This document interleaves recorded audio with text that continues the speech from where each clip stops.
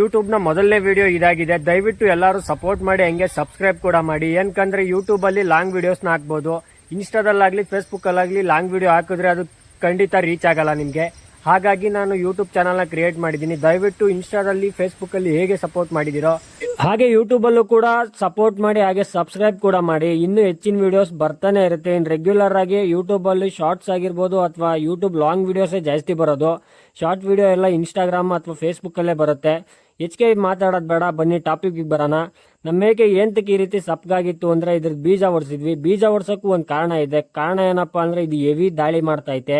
ಅಂದರೆ ಯಾವಾಗಲೂ ನನ್ನ ಮೇಲೆ ಗುತ್ತಾ ಇರುತ್ತೆ. ಯಾರಾದರೂ ಒಳಗಡೆ ಹೋಗಿ ಶೆಡ್ ಒಳಗಡೆ ಹೋಗಿ ಇದನ್ನು ಬಿಚ್ಚಬೇಕಂದ್ರೆ ಯಾರೂ ಬಿಚ್ತಿರ್ಲಿಲ್ಲ, ನಾನು ಒಬ್ಬನೇ ಹೋಗಿ ಬಿಚ್ಚಬೇಕಿತ್ತು. ನನಗೂ ಆಲ್ಮೋಸ್ಟ್ ಅಲ್ಲಿ ಒಂದು 3-4 ಸತಿ ಗುದ್ಬಿಟ್ಟೈತೆ. ಬ್ಯಾಕ್ ಅಂತೂ ಅದು ಎಷ್ಟು ಸತಿ ಗುದ್ದೈತೋ ಲೆಕ್ಕನೇ ಇಲ್ಲ. ಕೊಂಬಿಲ್ದಿದ್ದಕ್ಕೆ ಸರಿ ಹೋಗಿದೆ. ಹಾಗಾಗಿ ಇವತ್ತು ಬೀಜ ಹೊಡಿಸ್ಲೇಬೇಕು ಅಂತೇಳಿ ಬೀಜ ಹೊಡಿಸಿದ್ದಷ್ಟೇ. ಇದಕ್ಕೆ ಏನು ನೋವು ಮಾಡೋ ಉದ್ದೇಶ ನಮಗಿರಲಿಲ್ಲ, ಬಟ್ ಇದ್ರ ಅಬ್ರ ತಡೆಯೋಕ್ಕಾಗ್ತಿರ್ಲಿಲ್ಲ. ಹಾಗಾಗಿ ಮಾಡಿಸ್ಲೇಬೇಕಾಗಾಯಿತು. ಗೈಸ್, ನಮ್ಮ ಮೇಕೆ ಶೆಡ್ಡು ಫುಲ್ ಸಣ್ಣದು. ಏನಕ್ಕಂದ್ರೆ ನೋಡಿ ಗೈಸ್, ಕೊಟ್ಟಿಗೆ ಒಳಗೆ ನಾನು ಮಾಡ್ಕೊಂಡಿರೋದು ಫುಲ್ ಸಣ್ಣದು. ನೋಡ್ರಿ ಎಲ್ಲ ಇದು ಅಡಿಕೆ ಮರದ ದೆಬ್ಬೆ ಅಂತಾರಲ್ಲ ಅದು. ಫುಲ್ ಡೋರ್ ನೋಡಿ, ಡೋರ್ ಯಾವ್ದ್ರಲ್ಲಿ ಮಾಡಿದ್ದೀನಿ ಅಂತ. ಡೋರ್ ಫುಲ್ಲು ಸೇಮ್ ಇದು. ಏನಪ್ಪ ಅಂದರೆ ಮರ್ತೋಯ್ತಲ್ಲ ಗೈಸ್, ಇದು ಮ್ಯಾಟ್ ಗೈಸ್, ಹಸುಗಳು ಹಾಕ್ತಾರಲ್ಲ ಆ ಮ್ಯಾಟ್ ಇದು. ಆ ಮ್ಯಾಟಲ್ಲಿ ಈ ರೀತಿ ಡೋರ್ ಥರ ಮಾಡ್ಕೊಂಡಿದ್ದೀನಿ. ಫುಲ್ ಈ ರೀತಿ ಇದೆ ಜಾಗ. ಇದರಡಿಕೆ ಸಣ್ಣ ಮ್ಯಾಟ್ ಹಾಕ್ತಿದ್ದೆ. ಆ ಮ್ಯಾಟ್ ಎಲ್ಲಿದೆ ಅಂತ ತೋರಿಸ್ತಿದ್ದಳ್ರಿ. ಆ ಮ್ಯಾಟ್ ಎಲ್ಲ ಸ್ವಲ್ಪ ಗಲೀಜು ಮಾಡಿಬಿಟ್ಟವೆ. ಹಾಗಾಗಿ ದೊಡ್ಡ ಮ್ಯಾಟ್ ಹಾಕಬೇಕು.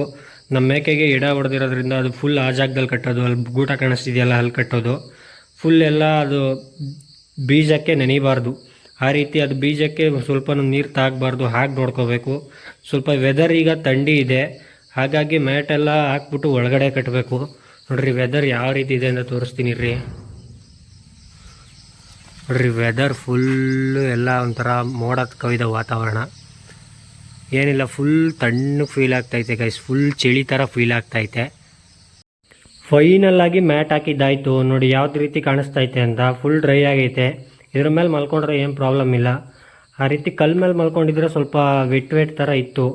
ಹಾಗಾಗಿ ಮ್ಯಾಟ್ ಹಾಕಿದ್ದಷ್ಟೇ. 7 ಡೇಸ್ವರೆಗೂ ಅವನ್ನ ಕ್ಲೀನಾಗಿ ನೋಡ್ಕೋಬೇಕು. ಇಲ್ಲಾಂದರೆ ಅವ್ನಿಗೆ ಏನಾರ ಪ್ರಾಬ್ಲಮ್ ಆಗೋ ಚಾನ್ಸಸ್ ತುಂಬಾ ಐತೆ. ಹಾಗಾಗಿ ಈ ರೀತಿ ಮೇಲೆ ಮ್ಯಾಟೆಲ್ಲ ಹಾಕ್ತೆ. ಗೈಸ್, ನಾನು ಶೆಡ್ ಮಾಡಬೇಕು ಅಂತ ಅಂದ್ಕೊಂಡಿದ್ದೀನಿ, ಬಟ್ ಮಾಡೋಕ್ಕೆ ನನ್ನ ಹತ್ರ ಸದ್ಯಕ್ಕೆ ಕಾಸಿಲ್ಲ.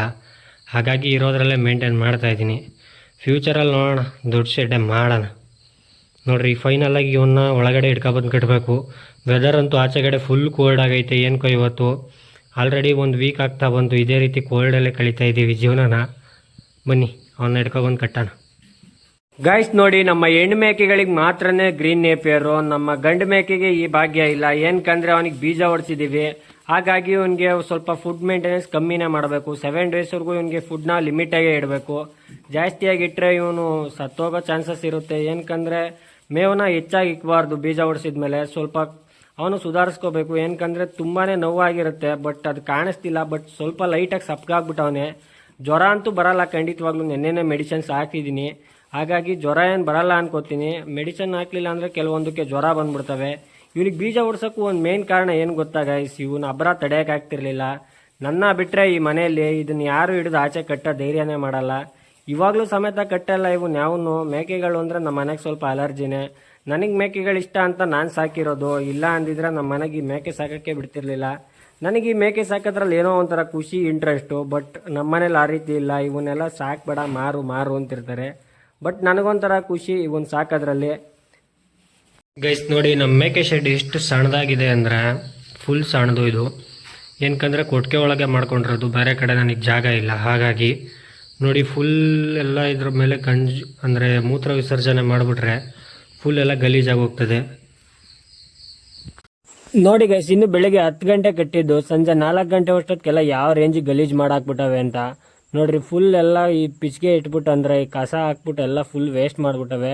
ಇದು ನೋಡ್ರಿ, ನೀವು ಕೇಳ್ಬೋದು, ನೀವು ಶೆಡ್ ಮಾಡಿದ್ಯಲ್ಲಪ್ಪ ಏನೆಲ್ಲ ಕಿತ್ತೋಗವೆ ಅಂತ. ಬಟ್ ಇದು ರೀಸೆಂಟಾಗಿ ಕಿತ್ತೋಗಿರೋದು. ಆಲೇ 1 ವೀಕ್ ಮೇಲೆ ಆಯಿತು. ಇವೆಲ್ಲ ದೆಬ್ಬೆನ 1-2 ತೆಗ್ದಾಕ್ಬಿಟ್ಟಿದ್ದೀನಿ. ತಂತಿ ಎಲ್ಲ ಅಲ್ಲಲ್ಲಿಗೆ ಕಟ್ ಮಾಡಿಬಿಟ್ಟವೆ. ಏನಂದರೆ ಇವು ಕಾಲಿಕ್ಕೊಂಡು ಯಾವಾಗಲೂ ಪ್ರೆಸ್ ಮಾಡ್ತಿರ್ತವೆ ಇದ್ರ ಮೇಲೆ. ಹಾಗಾಗಿ ಎಲ್ಲ ಮುರಿದೋಗಿದೆ. ಎಲ್ಲ ಹೊಸ್ದಾಗಿ ರೆಡಿ ಮಾಡಬೇಕು.